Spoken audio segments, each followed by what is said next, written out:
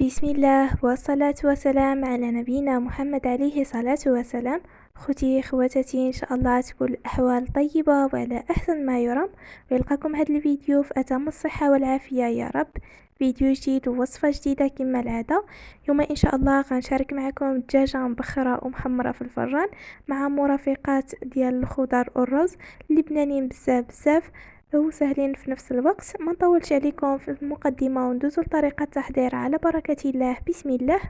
كيف ما شفتوا معايا خوتي، هنايا عندي الدجاجة، عندي التوابل ديالي، عندي هنا الربع في واحد الهشوار هشيت الربع، القليل من القزبر والقليل من المعدنوس.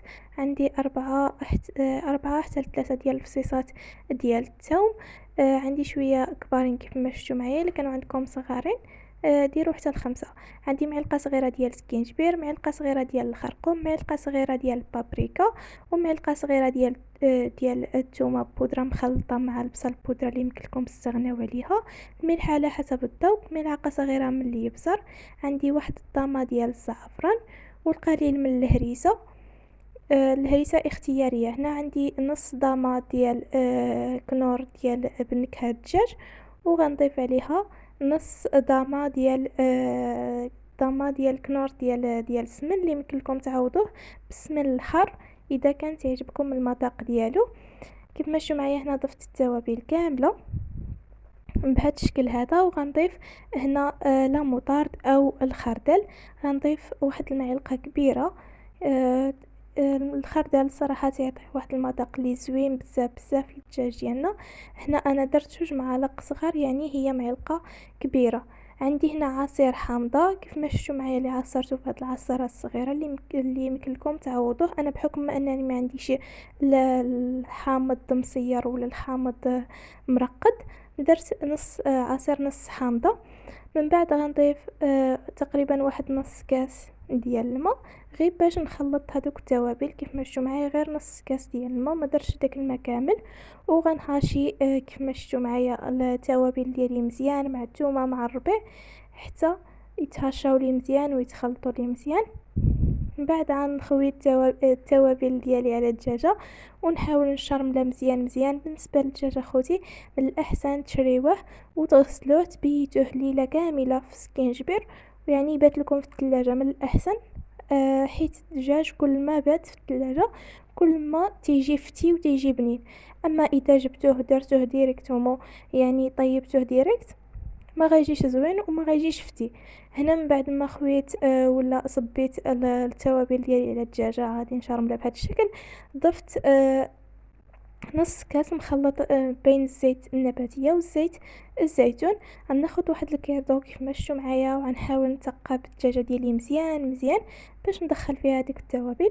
من الاحسن في هذا الاثناء تخليو الدجاجه ديالكم في هذا التوابل حتى الليله كامله، حتى ساعتين على حسب الوقت اللي عندكم.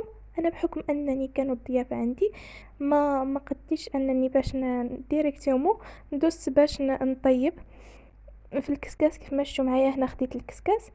عندي هنا الخضر. بالنسبه للخضر كيف ما شفتوا معايا هنا عندي بطاطا، وعندي اللوبيا تسميوها لاريكو، وعندي الجزر اي خيزو. كما شفتوا معايا وضعت الدجاجه في الوسط ودورتها بالخضره. الخضره نتوما ديروا الخضره اللي بغيتو، داكشي اللي عندكم متوفر في الدار. كما شفتوا معايا هنا الخضره تندير لها غير القليل من الملح باش ما تجيش يعني باش ما تجيش باسله، وحتى طيب ان شاء الله. وعاد نعمل لها القليل من الربيع والابزار والحامض بهذا الشكل، وغنديرها فوق البرمه ونخليها حتى طيب، على خاطر ما تاخذناش وقت طويل بتاتا، تجي بنينه بزاف بزاف ما تشبعوش منها. كونوا اكيدين. بالنسبه للبرمه خوتي ديروا فيها يعني واحد الكميه ديال الماء اللي تكون كبيره، وتخليوها حتى يطيب مزيان داك الماء، وتديروا عليها الكسكاس. الطريقه راه واضحه. بالنسبه هنا ندوز باش نحضر معكم الروز اللي غنرافقوه مع الدجاجه ديالنا.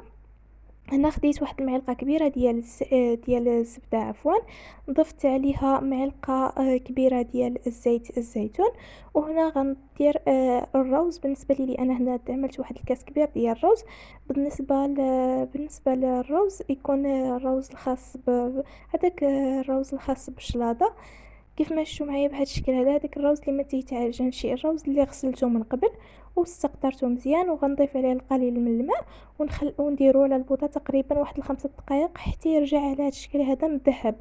من بعد ما درت الزبده والزيت غندير الروز والملحه ونخليه يتقلى واحد شويه عاد باش غنضيف عليه البصله كيف ما شفتوا معايا. وغنضيف هنا هذيك التوابل اللي بقات لي من الدجاجه، ما يعني وخيش يطير لكم، ما تلوحهم ما حتى شي حاجه، يعني غنديروا بهم الروز بهذا الشكل هذا. غير هو انا هنا عملت واحد الغلطه خوتي بالنسبه للتوابل، حيدوا منهم شويه وعاد ديروا وعاد ديروا الليمون، حيت الليمون تيعطي واحد الحموضه.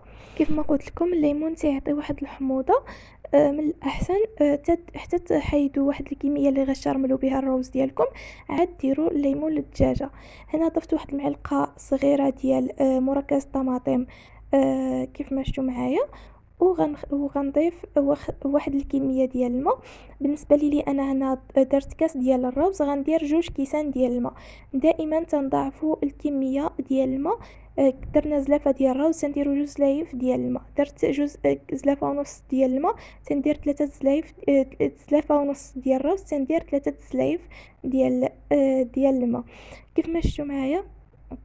انا من بعد ما طبت الدجاجه ودخلت تبخرت لي، دخلتها الفرن دهنتها بشويه ديال الزبده ودخلتها تتحمر. الخضر ديالي كيف ما شفتوا معايا درت لهم شويه ديال الربيع مع الابزار مع الخل، جاو زوينين بزاف بزاف. وبالنسبه للروز تنخليوه يطيب على نار اللي مهيله متوسطه، تيكون هذا هو الشكل ديالو صراحه زوين بزاف بزاف. مره تنحركوه ما نتغفلوش عليه باش ما يلتصقش، باش ما يتحرق الناشي. صراحه تيجي ولا اروع، زوينين بزاف بزاف وفي نفس الوقت سهلين. ونتمنى تعجبكم الوصفه ديال اليوم، ونتمنى نكون خفيفه ظريفه على قلوبكم وعند حسن الظن ديالكم. ما تنسونيش بلي لايك والتعاليق الزوينه ديالكم الى عجبكم الفيديو ديالي. وهنا توصل الفيديو للنهايه، وفي الاخير اشهد الله اني احبكم في الله، والسلام عليكم ورحمه الله تعالى وبركاته.